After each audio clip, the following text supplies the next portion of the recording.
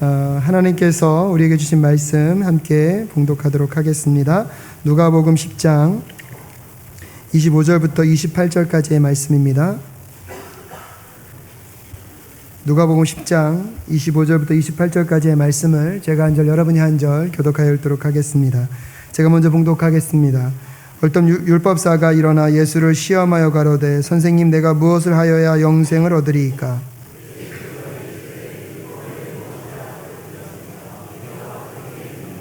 대답하여 가로되 내 마음을 다하며 목숨을 다하며 힘을 다하며 뜻을 다하여 주 너의 하나님을 사랑하고 또한 내 이웃을 내 몸과 같이 사랑하라 하였나이다. 예수께서 이르시되 내 대답이 옳도다. 이를 행하라. 그리하면 살리라 하시니. 아멘. 오늘도 하나님의 말씀의 은혜가 저와 여러분에게 임하는 이 시간 될 수 있기를 주님의 이름으로 축복합니다. 자, 새벽 기도 시간에도 이야기를 하였는데요, 어느 분이 강의 시간에 그렇게 얘기하시더라고요. 사람이 마음에 공간이 있는지 없는지를 구분하는 방법 중에 하나는 뭐냐면 계절의 변화를 느끼는가 느끼지 못하는가. 계절의 변화를 느끼는 분들은요, 마음에 공간이 없다 그러더라고요. 근데 조금 있는 분들은 어떻게 느끼냐면 덥다, 춥다. 좀 더 민감한 분들은 엄청 춥다, 엄청 덥다, 그렇게만 느낀다고 합니다. 근데 제가 어떤 데 집사님하고 잠깐 신방하면서 대화를 나누는데 그 집사님이 그런 얘기를 하시더라고요. 매일 다니는 길인데 목사님 그 길이 심심하지 않아요. 그 길이 지겹지 않다는 거예요. 왜 그런가 보니까요, 매일 다니다 보니까 시간의 흐름 속에서 봄이 어떻게 오는지 그분은 보고 계시더라고요. 그래서 이 녹색도 같은 녹색이 아니라고 옅은 연두색으로 시작해서 짙어진 녹색을 보신다고. 와, 제가 그 말을 듣는데 이분은 마음의 공간이 넓은 분이구나. 곁에 있으니까요, 제 마음도 넓어지는 느낌이 들더라고요. 오늘 여러분 그런 예배를 사모합니다. 이 예배 속에서 여러분의 영적인 공간이 넓어질 수 있기를 주님의 이름으로 축복합니다. 그래서 바쁜 일상 속에서 하나님도 잃어버리는 그런 삶이 아니라 여러분 바쁜 일상 속에서 1분 1초도 하나님과 만나고 그분을 묵상하는 그런 영적인 여유가 있는 그런 삶을 살아내시는 저와 여러분 되실 수 있기를 주님의 이름으로 축복합니다. 기도하고 함께 말씀 앞에 서겠습니다. 하나님 아버지 감사합니다. 오늘도 연약한 자가 주의 말씀을 들고 섭니다. 언약한 모든 것들을 감추어 주시옵시고 하나님의 말씀만이 선포될 수 있도록 주님 도와 주시옵소서. 그래서 듣는 자나 말하는 자가 함께 하나님의 은혜 안에 거하는 시간이 될 수 있도록 주님 도와 주시옵시고 말씀이 우리의 삶을 지탱하며 변화시켜가는 그 아름다운 역사를 경험하는 시간이 될 수 있도록 인도하여 주시옵소서. 함께하여 주실 것을 믿사오며 존귀하신 예수 그리스도의 이름으로 기도드립니다. 아멘. 사람의 잘못된 것들을 바꾸고 수정하는 방법은 보통 크게 세 가지가 있다고 합니다. 첫 번째는 뭐냐면요, 벌을 주는 겁니다. 너 그렇게 하면 아빠한테 혼나. 그러면 하던 것을 멈추겠죠. 두 번째 방법은 뭐가 있을까요? 너가 이렇게 아빠 말 잘 들어주면 아빠가 너에게 선물을 사줄게. 그래서 이 벌과 보상은요, 사람의 행동을 바꾸는 것에 가장 좋은 방법 중에 하나라고 합니다. 성경을 보니까요, 구약시대 때 하나님이 사용하시는 방법이 대부분 뭐에 있었을까요? 이 벌과 보상에 있었던 것 같습니다. 너희가 이 계명을 지키면 내가 너에게 복을 내리고 지키지 않으면 너희들이 무엇을 내리겠다? 벌을 내리겠다. 근데요, 그 방법으로 사람이 온전히 변화되는 것 같지는 않습니다.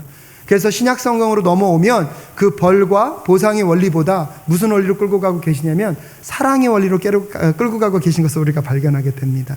우리가 아직 죄인 되었을 때에 2000년 전에 예수 그리스도께서 이미 이 땅에 오심으로 우리의 죄의 모든 값을 치르시고 여러분 우리에게 먼저 사랑으로 다가오신 예수 그리스도의 그 사랑이 있기에 오늘도 우리가 이 자리에서 함께 예배하고 있는 줄 여러분 믿으십니까? 그래서 성경에 보면 예수 그리스도가 이 땅에 오셔서 먼저 우리에게 그 값진 조건 없는 사랑을 보여주시고 우리에게 무엇을 기대하십니까?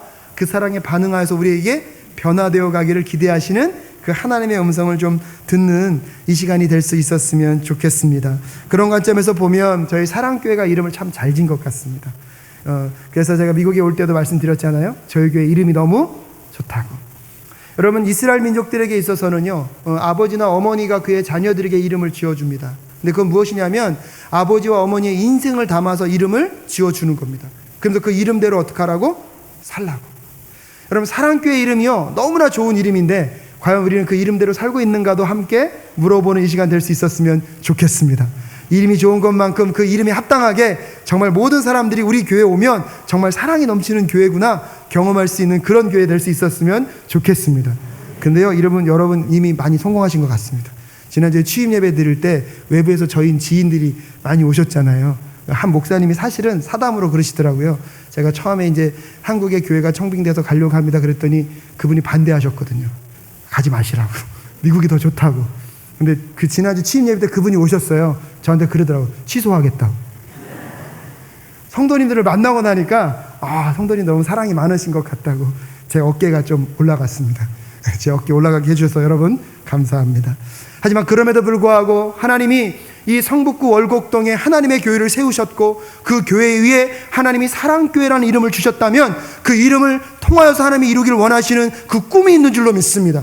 그래서 우리가 날마다 사랑이 무엇이고 사랑하는 존재가 어떤 존재이며 사랑교회로서 우리는 어떠한 삶을 살아야 하는가, 오늘 이 사랑이라는 주제를 갖고 여러분과 함께 은혜를 나눌 수 있는 귀한 시간이 될 수 있었으면 좋겠습니다. 그래서 사랑교회에게 주신 그 마음, 예수님을 따라 말씀이 삶이 되는 무슨 교회요? 사랑교회. 그래서 오늘은 그 사랑교회와 관계된 말씀을 여러분과 함께 나눌 수 있었으면 좋겠습니다. 사랑교회라는 표현보다 오늘 더 쓰고 싶은 표현은 사랑 공동체라는 표현을 좀 쓰고 싶습니다. 오늘 한 율법사가 예수님께 찾아와서 영생에 대해서 질문하고 있습니다. 25절 말씀에 보면 어떤 율법사가 일어나 예수를 시험하여 가로되 선생님 내가 무엇을 하여야 영생을 얻으리이까? 본질적인 질문입니다. 어떻게 하여야 구원을 얻으리이까? 근데요, 구원을 얻을 만한 마음은 별로 없었던 것 같아요. 그 앞에 뭐라고 설명하고 있습니까? 예수를 시험하려고. 마가복음 12장에 보니까요, 서기관이 예수님을 시험하려고 다가와서 계명 중에 가장 큰 계명이 무엇입니까? 라고 묻습니다. 그때 예수님께서 뭐라고 대답하십니까? 27절 말씀에 보니까 이렇게 대답합니다. 대답하여 가로되 내 마음을 다하며 목숨을 다하며 힘을 다하며 뜻을 다하여 주 너의 하나님을 사랑하고 또한 내 이웃을 내 몸과 같이 사랑하라 하였나이다 라고 고백하고 있습니다. 그래서 예수님께서 신명기 6장 4절부터 5절 말씀과 레위기 19장 18절 말씀을 같이 섞어서 가장 본질적인 것, 예수를 믿는 사람이라면, 하나님의 백성이라면 마땅히 지켜야 할 명령이 있는데 그 명령이 무엇입니까? 내 마음과 목숨과 뜻을 다하여 누구를 사랑하는 것입니까? 하나님을 사랑하는 것입니다. 그리고 거기서 멈춰지는 것이 아니라 내 이웃을 누구처럼? 내 자신처럼 사랑하라고 우리에게 명령하셨습니다. 사랑교회의 비전이 이루어지는 과정에서는 이 하나님의 명령을 우리의 마음 가운데 새기며 날마다 묵상하며 그 사랑의 삶을 살아내어야 할 줄로 믿습니다. 그런 첫 번째로 마음과 뜻, 목숨, 힘을 다하여 하나님을 사랑한다는 것은 과연 무엇일까요? 예수님께서 신명기 6장 4절부터 5절까지의 말씀을 가져오셨는데 그 말씀을 우리 함께 읽어보도록 하겠습니다. 신명기 6장 4절부터 5절까지의 말씀입니다. 시작. 이스라엘아, 5절 말씀만 읽겠습니다. 시작. 너는 마음을 다하고 성품을 다하고 힘을 다하여 내 하나님 여호와를 사랑하라. 우리가 신명기 말씀만 갖고 오다 보니까 이 5절 말씀만 묵상할 때가 많은데요, 사실은 신명기 6장 4절은 뭐라고 얘기하고 있냐면 이스라엘아 들으라 우리 하나님 여호와는 오직 하나인 여호와시니라. 아멘이십니까? 사실은 신명기 6장과 4절과 5절을 함께 읽어야지만 하나님을 마음과 뜻과 정성을 다하여 사랑한다는 것이 무엇인지를 우리는 알 수 있습니다. 그래서 신명기 6장 4절에서 뭐라고 얘기하고 있는다고요? 쉐마 이스라엘, 이스라엘아 무엇하라? 들으라.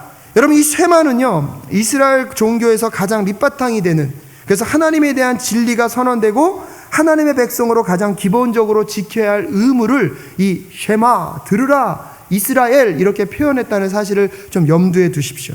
그래서 이 유대인들에게 있어서는 하루에 2번 정도 이 쉐마의 말씀을 묵상하고 읽었다는 사실을 우리는 알아야 합니다. 마음과 뜻과 정성을 다하여서 하나님을 사랑한다는 것, 과연 그것은 무엇일까요? 여러분, 그것을 알매 있어서 우리가 첫 번째 기억해야 될 것은 무엇을 생각한다는 거예요? 이스라엘아 들으라. 하나님 여호와는 오직 하나이신 하나님이심을 먼저 받아들이는 것이 하나님을 사랑하는 것을 알아가는 데 있어서 매우 중요한 사실입니다. 그래서 이 땅에 모든 신들이 존재하는 것 같지만 오직 유일한 여호와 신은 누구십니까? 우리 하나님 한 분밖에 없는 줄로 믿습니다. 그리고 이 하나님을 이해함에 있어서 우리가 첫 번째 기억해야 될 게요, 하나님을 사랑한다는 것은 그 사랑이 우리로부터 시작되지 않았다는 것입니다. 하나님께서 의도적으로 먼저 우리를 사랑하셨고 그 사랑이 있었기 때문에 오늘도 우리가 함께 예배하며 누구를 사랑할 마음을 품을 수 있는 것입니까? 하나님을 사랑할 수 있는 마음을 품게 되었다는 사실을 여러분 꼭 기억하실 수 있기를 바랍니다. 로마서 5장 8절 말씀에 뭐라고 얘기하고 있습니까? 우리가 아직 죄인 되었을 때에 그리스도께서 우리를 위하여 죽으심으로 하나님께서 우리에게 대한 자기의 사랑을 확증하셨느니라. 아멘이십니까? 우리가 먼저 사랑한 것이 아닙니다. 사랑이신 하나님이 우리를 먼저 사랑해 주셨기 때문에 우리에게는 소망이 있는 것입니다. 사랑이신 하나님께서 우리에게 먼저 다가와 주셨기 때문에 우리에겐 소망이 있는 것입니다. 그렇기 때문에 실질적으로 하나님을 사랑하려는 노력으로 되지 않습니다. 먼저 우리는 그 하나님의 사랑을 만나야지만 하나님을 사랑할 수 있다는 것을 깨닫는 저와 여러분 되실 수 있기를 주님의 이름으로 축복합니다. 그래서 하나님을 사랑할 수 있는 힘은요, 나로부터 나오는 것이 아니라 그 사랑이신 하나님을 만나는 자들만이 그 하나님을 뭐 할 수 있는 것입니까? 사랑할 수 있는 것입니다. 엄밀한 의미에서 보면요, 우리가 사랑할 수 있는 것은요, 사랑을 받을 만큼 사랑할 수 있다는 사실입니다. 그래서 실질적으로 우리의 삶 가운데요, 하나님을 정말 여러분 사랑하길 원하십니까? 그럼 먼저 그 하나님의 사랑을 경험할 수 있는 저와 여러분 되실 수 있기를 주님의 이름으로 축복합니다. 어떤 의미에서 보면 우리가 하나님을 사랑할 수 있는 그 크기는요, 하나님이 나를 얼마나 사랑하신지를 만난 그 크기와 비례할 수 있다는 사실을 꼭 기억할 수 있기를 주님의 이름으로 축복합니다. 그래서 간절히 기도하는 건 이 예배 가운데 여러분이 그 하나님의 사랑을 날마다 회복하고 만나실 수 있기를 주님의 이름으로 축복합니다. 만난 자만이 뭐 할 수 있습니까? 사랑할 수 있습니다. 사랑을 받은 자만이 그 사랑을 고백할 수 있습니다. 그 하나님의 사랑을 만나는 이 예배가 될 수 있으면 얼마나 좋을까요? 저희 아버님도 저희 가정을 정말로 너무 사랑하셨던 것 같습니다. 근데 지금 돌아보면 아버님은 정말로 사랑하셨는데 그 사랑 때문에 저희 형제들이 조금 힘들었어요. 저희 아버님이 자수성가 하셨거든요. 그래서 저희 아버님의 모토가 우리 막내가 바꿈지 않는 겁니다. 자녀들이 세상 가운데 나아가서 바꿈지 않았으면 좋겠다는 마음으로 부지런해야 된다. 그래서 항상 아침 7시 이전에 일어나지 않으면 아버지한테 엄청 혼났습니다. 근데 어머니는 항상 저희를 변명하셨죠. 제가 어저께 밤에 공부하느라 너무 늦게 잤다고, 좀 더 재웠으면 좋겠다고. 그럼 저희 아버님은 그러니까 애들 교육이 되지 않는다고, 엄마랑 또 싸우시면 저희는 또 그 싸움 소리에 일어나서 제가 잘못했다고 막 그런 난리가 있었습니다. 아버지가 정말로 사랑하셨는데 그 사랑 때문에 제가 너무나 힘들었어요. 근데요, 제가 철이 들고 나고 또 아버지 학교를 통해서 아버지의 관계가 회복되니까 그걸 깨닫게 됐어요. 저희 아버지가 저희 할아버지로부터 사랑을 받으신 적이 없거든요. 아버지의 사랑을 경험해 본 적이 없으시니까 아버지 딴에는 아버지가 열심히 사셨고 아버지 나름대로는 열심히 사랑한다고 했는데 그 사랑 때문에 뭐 했습니까? 자녀들이 아파했습니다. 때때로 우리의 사랑은 그런 것 같습니다. 어쩌면 우리의 예배가 그럴 수 있다는 생각이 듭니다. 성경은 분명히 마음과 뜻과 정성을 다해서 누구를 사랑하라? 하나님을 사랑하라고 얘기했는데 그 하나님의 사랑을 경험해보지 우리가 어찌 그분을 사랑할 수 있겠습니까? 그래서 제가 오늘 하나님을 사랑하자는 말씀을 하기 이전에 먼저 무엇을 사랑하는 거, 무엇을 경험하는 게 중요합니까? 하나님의 사랑을 올바르게 경험하는 저와 여러분 되실 수 있기를 주님의 이름으로 축복합니다. 그래서 여러분 예배 때마다 하나님의 그 사랑이 어떤 것인지 묵상하고 만나고 여러분 그 사랑 안에서 나를 얼마나 사랑하시는 그 예수 그리스도의 그 은혜와 우리를 사랑하시는 그 하나님의 그 사랑을 만나는 저와 여러분 되실 수 있기를 주님의 이름으로 축복합니다.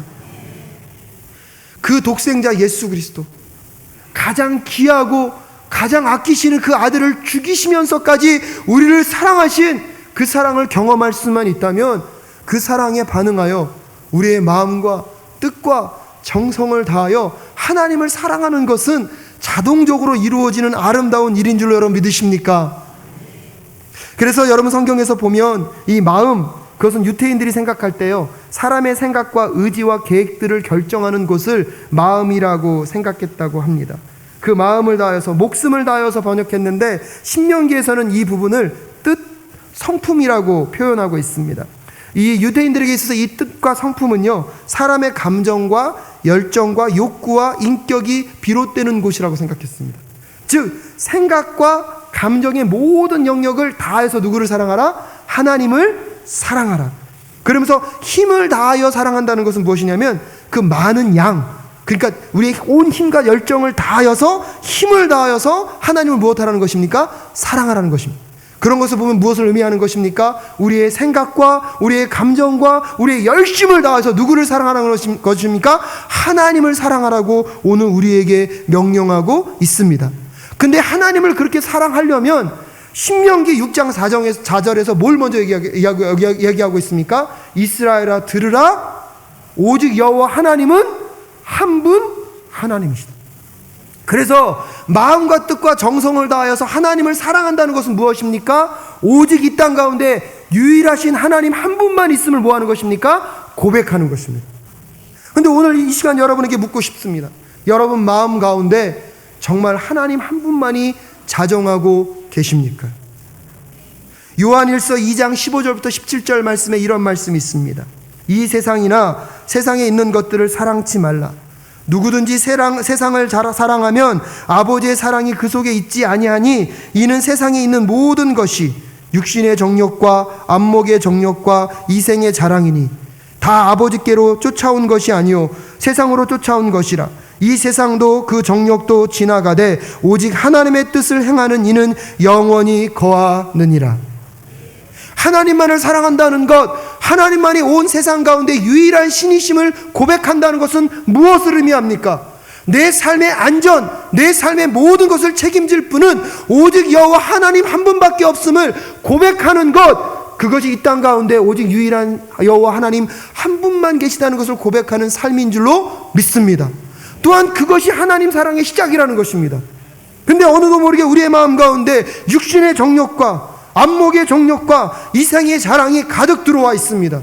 그래서 하나님도 사랑하지만 무엇도 사랑합니까? 세상도 사랑합니다. 하나님도 사랑하지만 하나님 내 삶에 이거 없으면 안 된다고 고백하는 수많은 것들이 우리의 마음 가운데 이미 들어와 있습니다. 하나님만이 신이라고 고백하면서도 여전히 내 삶의 주인이 하나님이 아니고 내 마음과 내 뜻대로 하고 싶은 것이 너무나 많은 경우가 많은 것 같습니다. 하지만 진정으로 하나님을 사랑하길 원하십니까? 내 마음과 뜻과 정성을 다하여 하나님만을 사랑하길 원하십니까? 그렇다면 여러분의 삶 속에 오직 여호와 하나님 한 분만이 유일하신 하나님이심을 고백하는 저와 여러분 되실 수 있기를 주님의 이름으로 축복합니다. 그러려면 내 마음 가운데 있는 우상들, 하나님보다 더 앞세웠던 그 모든 것들을 제하는 그 은혜가 우리의 삶 가운데 있어야 될 줄로 믿습니다. 육신의 정욕과 안목의 정욕과 이생의 자랑들이 불타 없어져야 할 줄로 믿습니다. 그런 점에서 여러분, 이 예배를 통하여서 우리는요, 우리의 유일신 되신 하나님이 날마다 회복되어야 할 줄로 믿습니다. 예배 가운데 우리의 삶 가운데 정말로 우상 삼았던 모든 것들이 죽어지고 없어지는 역사가 있어야 할 줄로 믿습니다. 오늘날 우리는 예배를 드리고 있지만 구약시대의 사람들은 예배와 같은 것들을 드렸는데 좀 다른 형식으로 드렸습니다. 그게 뭐였죠? 그게 제사였습니다. 근데 제사를 드릴 때마다 그 제사를 드릴 때 반드시 가져와야 되는 게 있는데 그게 뭐였습니까? 재물을 갖고 와야 돼요. 가난한 사람들은 비둘기도 갖고 왔고 좀 넉넉한 사람들은 소나 염소나 양을 갖다가 드렸습니다. 근데요, 이 재물을 바칠 때 꼭 하는 의식이 있는데 머리에다가 안수를 합니다. 이 안수의 의미는 뭐냐면 이 재물과 나를 동일시합니다. 동일시함과 동시에 안수할 때 내 죄가 누구에게 전가됩니까? 이 재물에게 전가됩니다. 전가되고 나면 원래는 죄값 때문에 내가 죽어야 되는데 대신 누가 죽어주는 것입니까? 이 재물이 죽어주는 것입니다. 여기서 질문이 있습니다. 이 재물을 누가 죽입니까?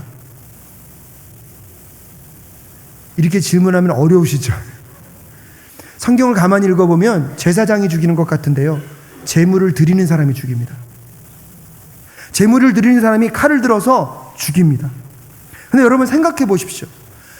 나의 죄 때문에 내가 죽어야 되는데 누가 대신 죽는 겁니까? 이 재물이 죽는 겁니다. 그 재물을 죽이는 순간에 내 마음은 어떤 마음이어야 됩니까? 내가 죽어야 될 자리에 너가 대신 죽는 거예요. 그 죽임은요, 너가 죽었으니까 나는 괜찮아가 아니라 이미 나도 그 재물이 죽을 때 뭐 한 것입니까? 같이 죽은 겁니다. 2000년 전에 예수 그리스도께서 우리의 재물 되셔서 먼저 죽어주셨기 때문에 오늘 우리가 예배하며 이 자리에 나올 때 우리에게 재물은 필요 없습니다. 하지만 여러분 기억하셔야 합니다. 2000년 전에 예수 그리스도가 십자가에서 죽으실 때 그 십자가는 누가 죽어야 될 자리였습니까? 내가 죽어야 될 자리였습니다. 근데 누가 대신 죽어주셨습니까? 예수 그리스도가 죽어주셨습니다.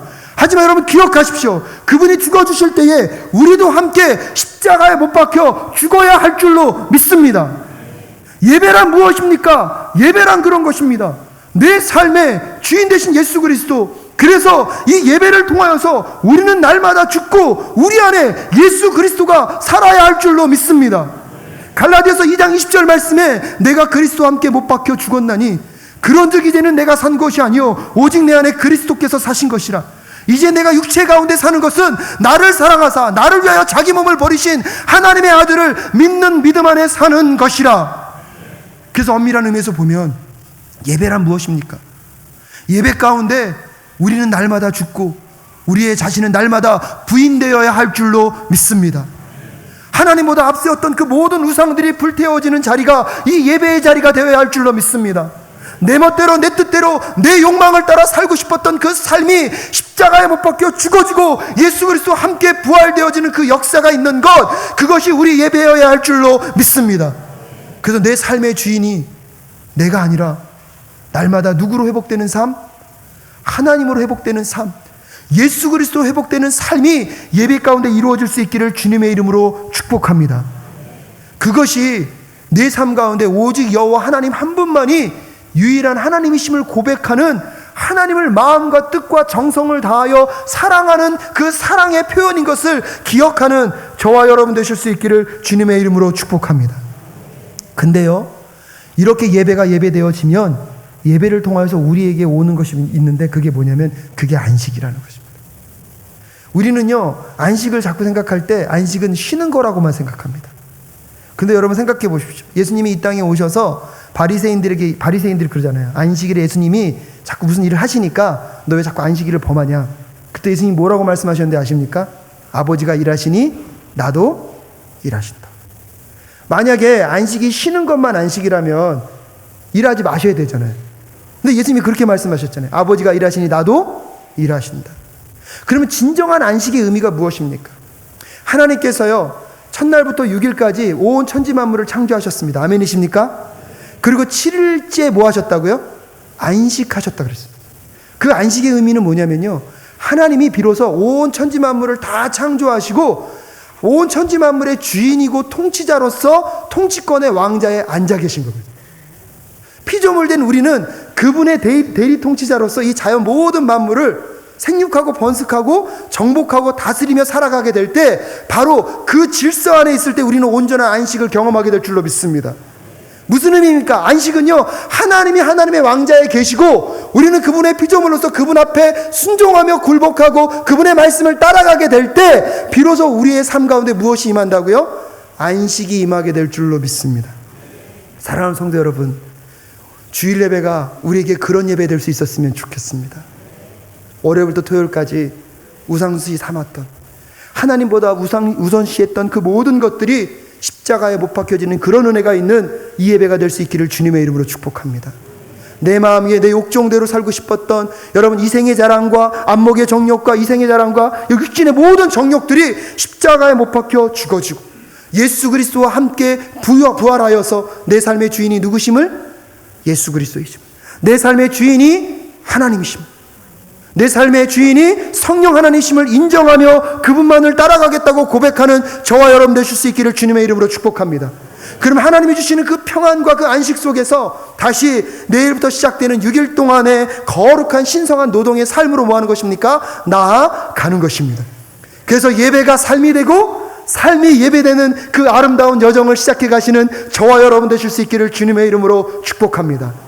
여러분, 거룩한 상상력 속에서 이 예배 가운데 하나님을 사랑하는 그 마음이 회복되어지면 여러분의 일상 속에서 하나님의 동행하심 속에서 여러분 세상에 거짓된 것이 나의 걱정 근심을 누르는 그 모든 것들이 사하여지고 하나님만 바라보며 나아갈 때 세상이 줄 수 없는 그 평안함과 그 안식 속에서 거룩한 삶의 노동들을 예배가 삶이 되고 삶이 예배가 되는 그 아름다운 여정들을 걸어가게 하실 줄로 믿습니다.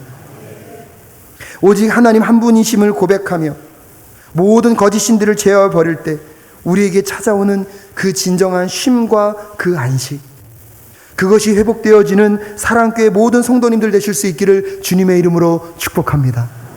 마음과 뜻과 정성을 다하여 하나님을 사랑한다는 것은 무엇입니까? 오직 이 땅 가운데 유일한 하나님은 여호와 하나님 한 분이심을 고백하는 것. 내 마음 가운데 있는 우상과 여러분 육신의 정욕과 안목의 정욕과 이생의 자랑들이 예배를 통하여서 날마다 십자가 앞에 못 박혀지는 그런 역사를 경험하는 저와 여러분 되실 수 있기를 주님의 이름으로 축복합니다. 이렇게 하나님 사랑을 하다 보면 이 하나님 사랑은 여기서 멈춰지는 것이 아니라 무엇으로 간다고요? 이웃사랑으로 가게 되어 있습니다. 그래서 오늘 누가복음을 여러분과 다 읽지 않았지만 오늘 보면 다음에 보면 이 율법사가 와서 예수님을 다시 시험하라고 얘기합니다. 그럼 진정한 이웃이 누구입니까? 그러면서 등장하는 예화가 뭐죠? 선한 사마리안 이야기가 등장합니다. 그러면서 진정한 우리의 이웃이 누구신가를 성경은 우리에게 묻고 있습니다. 사랑하는 성도 여러분, 하나님을 사랑하는 것은요, 이웃사랑으로 반드시 연결되어야 합니다. 마치 동전에 양면이 모두 있을 때 동전이 돈으로서의 기능을 온전히 할 수 있는 것처럼요, 하나님 사랑과 이웃사랑은 함께 갈 수밖에 없는 부분임을 우리가 생각해야 합니다. 근데요, 오늘 이 말씀을 묵상하면서 다 설명드릴 수는 없지만 이웃사랑과 관계되어서 여러분께 한 가지만 말씀드리고 말씀을 마무리 지을 수 있었으면 좋겠습니다. 이웃사랑을 감당할 때 우리도 모르게 우리는 내가 원하는 것만 다 주고 사랑했다고 얘기할 때가 많은 것 같습니다. 이웃을 사랑할 때 가장 중요한 것은 상대방의 필요가 무엇인지를 먼저 보는 게 중요합니다. 근데 때때로요, 우리도 모르게 우리는 내가 다 주고 사랑했다고 너무나 일방적인 사랑을 하고 그것으로 사랑을 했다고 할 때가 너무 많은 것 같습니다. 하지만 여러분, 이웃사랑의 시작은 무엇입니까? 그 사람의 필요가 무엇인지를 먼저 발견하는 것부터 시작됨을 기억하는 저와 여러분 되실 수 있었으면 좋겠습니다. 여러분, 선한 사마리아인이 강도 맞는 사람의 필요를 알았기에 그의 필요를 채워주고 있는 장면을 한번 생각해 보십시오.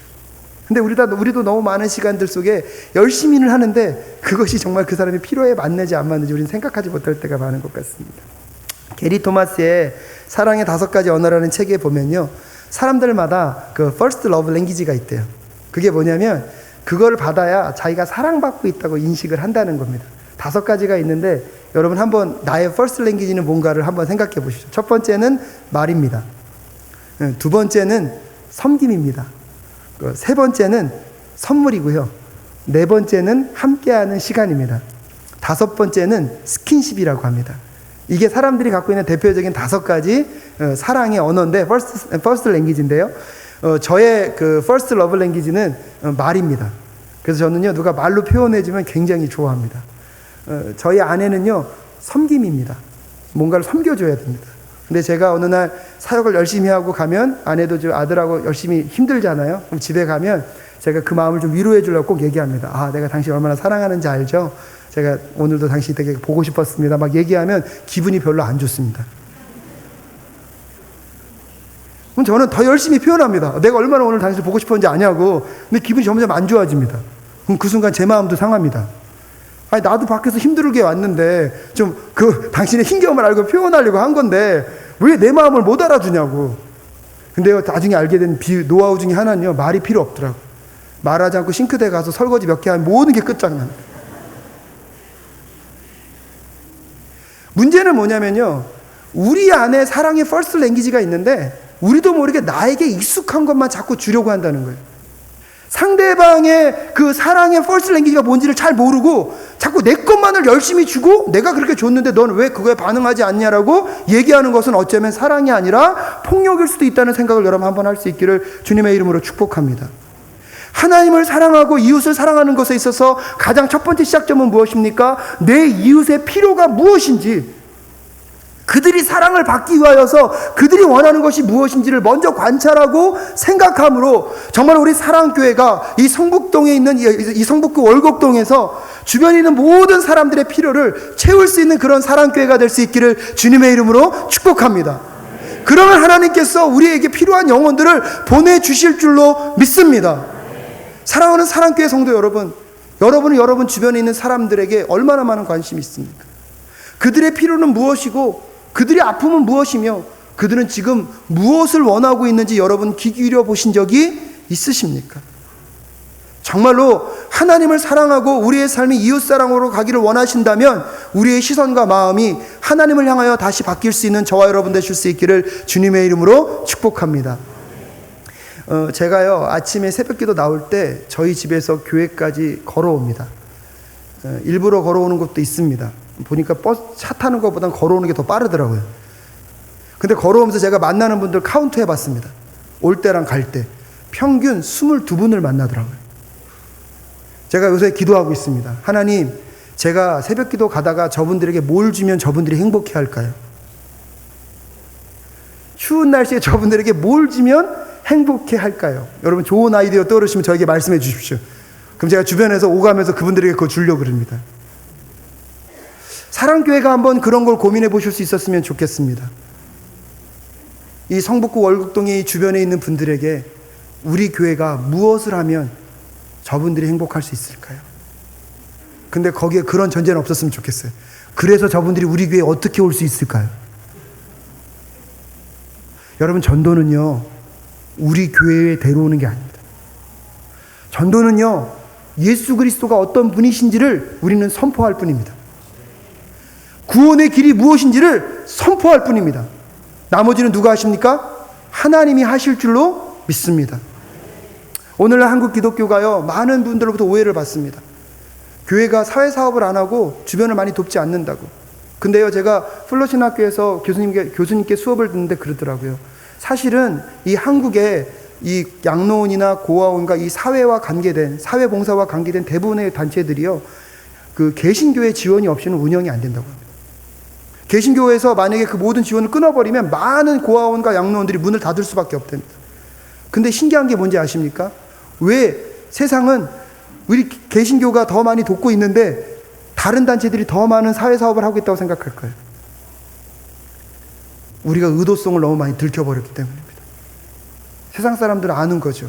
저렇게 도와주는 거 우리 때문에 도와주는 게 아니라 어디 데리고 가려고?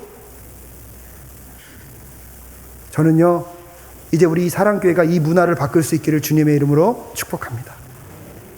우리 교회 성도님들이 오지 않아도 하나님을 사랑하고 우리가 받은 그 사랑 때문에 주변 분들의 필요와 그분들의 아픔과 고통이 있으면 여러분 거룩한 낭비를 할 줄 아는 우리 사랑교회 될 수 있기를 주님의 이름으로 축복합니다. 그러면 하나님께서 우리 교회에 필요한 영혼들을 보내주실 줄 여러분 믿으십니까? 말씀을 마무리 지으면서 여러분 꼭 이 말씀을 기억하십시오. 하나님을 사랑하고 이웃을 사랑하라는 것은 하나님이 우리에게 주신 지상 명령입니다. 지상 명령. 근데요, 예수님께서 승천하시면서 우리에게 지상 대위임령을 주셨습니다. 너희는 가서 모든 족속으로 제자를 삼아 아버지, 아들과 성령의 이름으로 세례를 주고 내가 너에게 분부한 모든 것을 지키게 하라. 이것은 지상 대위임령입니다. 말이 좀 어려우시죠? 하나님 사랑과 이웃 사랑은 지상 명령. 너희는 가서 모든 족속을 제자를 삼으라는 것은 지상대 위임령.